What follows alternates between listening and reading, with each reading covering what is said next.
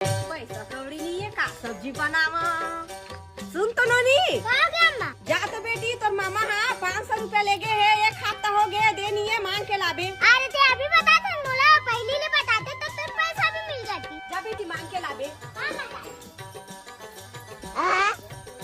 देखो बे तारी मोला छ दी हां तू दे दे रे तोला नहीं दे दे। सुन तो मामा का हो के भाजी मामा ते जाई के 500 रुपए लगा के चलो मंगाया थे जल्दी दे।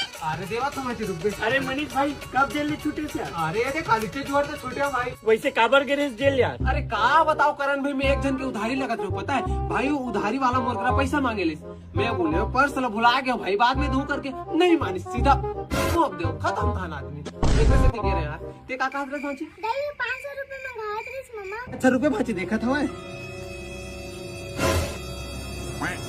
पर्स ला घर में भुला के मैं मजाक कर रहा था तेरे भाजी दे मोर करे